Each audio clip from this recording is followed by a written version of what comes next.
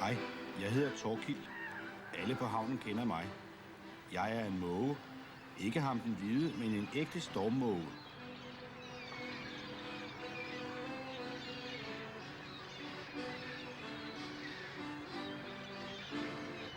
De siger, jeg er en havnebisse. Det gør ikke noget, for jeg får altid de bedste bidder, når fiskerne kommer ind med deres fisk. Men det er jo ikke mig, denne film skal handle om. Jeg skal til gengæld fortælle jer historien om vores dejlige fiskerby.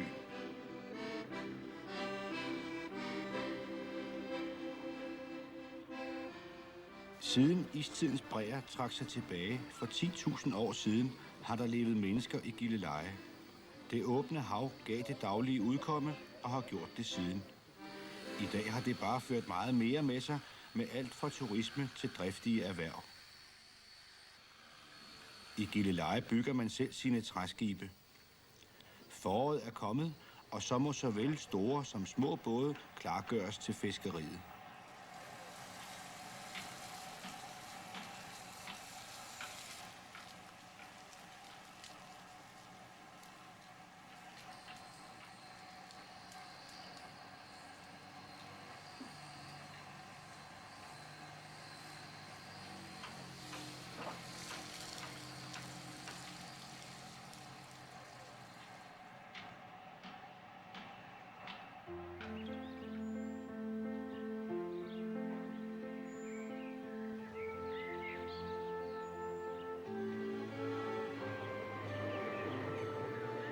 Gillelejes isolerede beliggenhed på Sjællands top har gjort, at befolkningen er noget for sig selv. Så meget, at man i århundreder i de omliggende byer har kaldt gillelejerne for kineserne. Det har man i byen aldrig opfattet som et skældsord. Tværtimod, man har gjort alt for at understrege særpræget.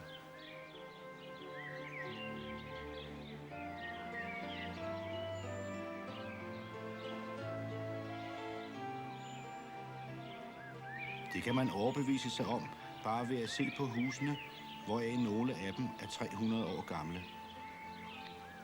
Alligevel er der ikke to af dem, som ligner hinanden. Hvert hus har en indbygget sjæl. Derfor er det ikke nok bare at give dem et nummer. Husene har en personlighed, og derfor har hvert af dem også fået et navn, som står at læse på kunstfærdige, håndgjorte skilte i billedskærearbejde, udført efter ældgamle traditioner, som man også anvender det på fiskerflådens skibe. Naturligvis er der også nye huse i Gilleleje, men de fleste er opført med skyldig hensyntagen til den gamle byggestil. Det gælder også nogle af de store supermarkeder, som der er mange af i byen. Men uden at disse har kunnet tage livet af de meget gamle, små forretninger.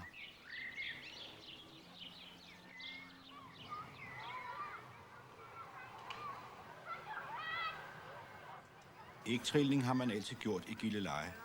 Det har man givetvis gjort i flere tusinde år, for det er et ældgammelt hedensk ritual, som har overlevet. Hvad man gjorde var at tage varsel af jordguderne, som rådede over høst og misvækst. Ægget var helligt, for at det kunne opstå liv. Gik det i stykker på nedturen, havde jordguderne modtaget offeret, og så fik man god høst.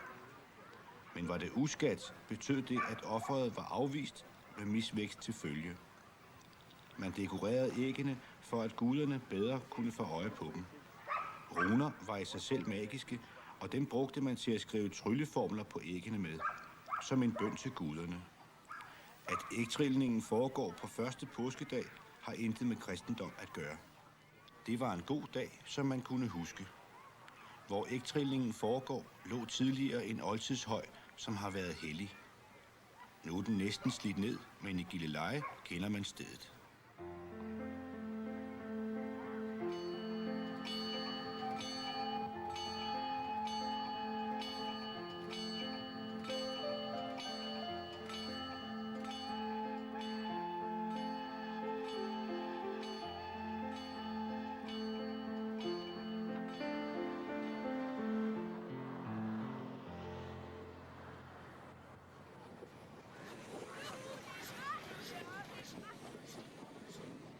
Der er mange måder at nå frem til Gilleleje på.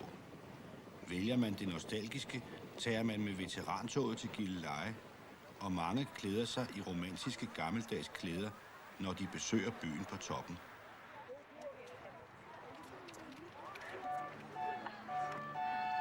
Alle kan trænge til en hof, også ølhunden. Behovet herfor kan blandt andet dækkes ind midt på torvet, hvor der er fest og farver. Torsdag og lørdag er det handelsforeningen, som står for arrangementet.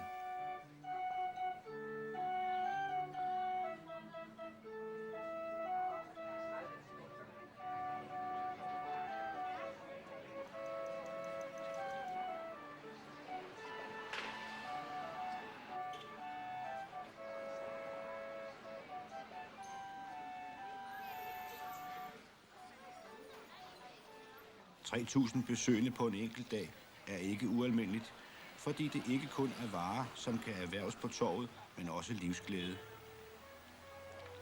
På hele denne baggrund kan man derfor altid møde gamle venner, man måske ikke har set i mange år, sætte sig under en skyggefuld parasol og fortabe sig i gamle minder, men med højaktuelle kolde øl til at lette stemmebåndene.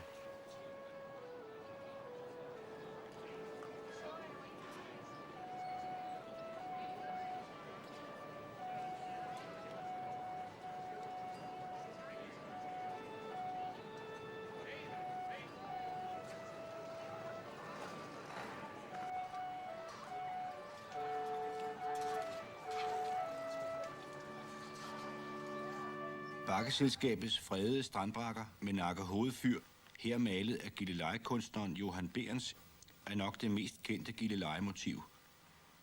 Men virkeligheden overgår maleriet, fordi de sidste ikke er i stand til at gengive andre sanseindtryk, som lydene, duften og bevægelsen. Kun naturen selv formår at spille på hele registret, således at der bliver en symfoni ud af det.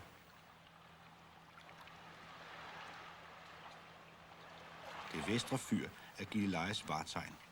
Det østre fyr tæt ved fra 1772 var det første i verden, som kunne anvendes i regnvejr, og systemet blev derfor kopieret over hele kloden. Siden den klassiske oldtid havde man klaret sig med Alexandria-fyret, et bål på en høj bygning. Glas omkring sprang i heden, men på nakkehovedet fandt man på at opsætte et hulspejl, og så kunne man klare sig med en lille flamme, som gav samme effekt, uden at glasset sprang.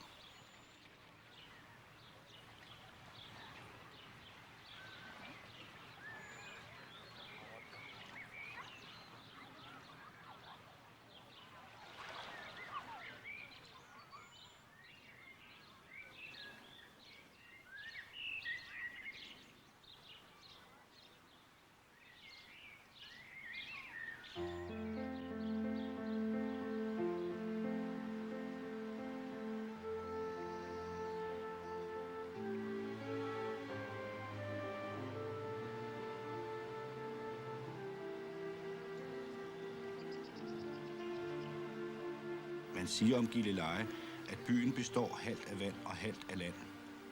Den vidtstrakte kyst byder på et væld af oplevelser. Skilte med privat område og adgang forbudt er meget svære at finde i Gilleleje, for dem har bakkeselskabet udryddet ved at købe strandene fri og lægge dem ud til offentligheden.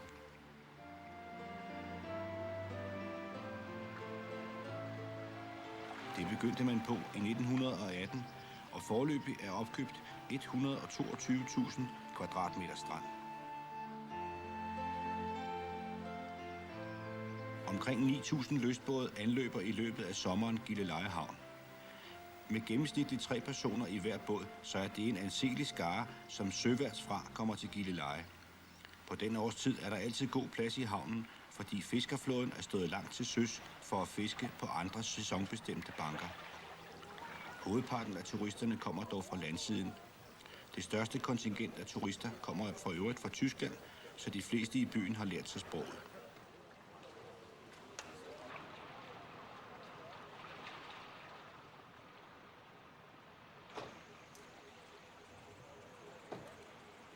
En fiskerbefolkning har sin egen måde at arbejde på. Det er interessant at se på, især for turister fra det ganske Europa, der flokkes omkring den idylliske havn, hvor de aldrig bliver træt af at suge den helt specielle atmosfære til sig.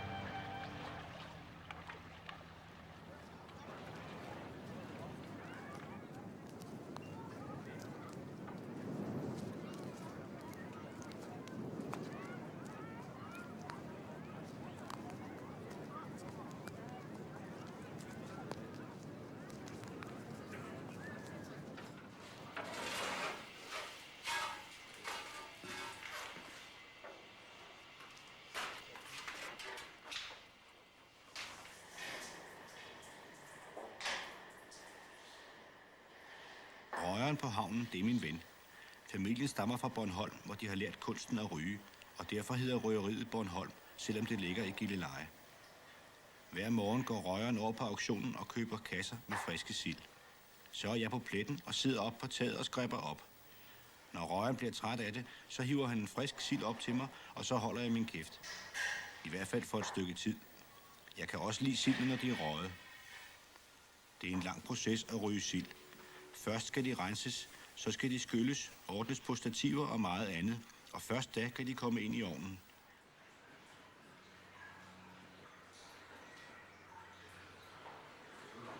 Den bliver tændt allerede kl. 4 om morgenen, og det er bestemt ikke ligegyldigt, hvilket brænde der benyttes. Hvilken slags er en forretningshemmelighed.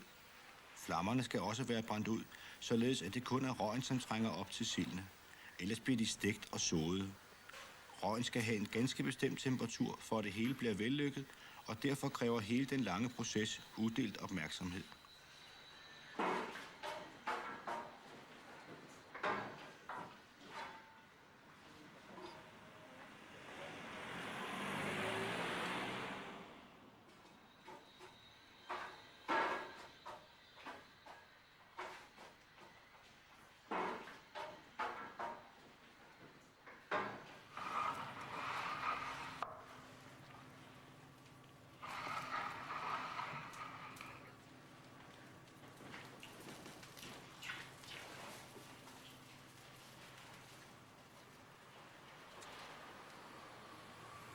Fisk er der nok af i Gilleleje, som råder over Sjællands største fiskerihavn.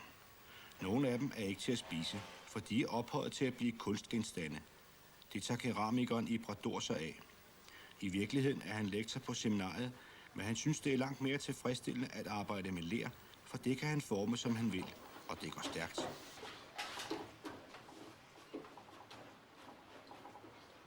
Ler bliver æltet og lagt op som et brød, så ned i en form, som Rador forinden har tilværket.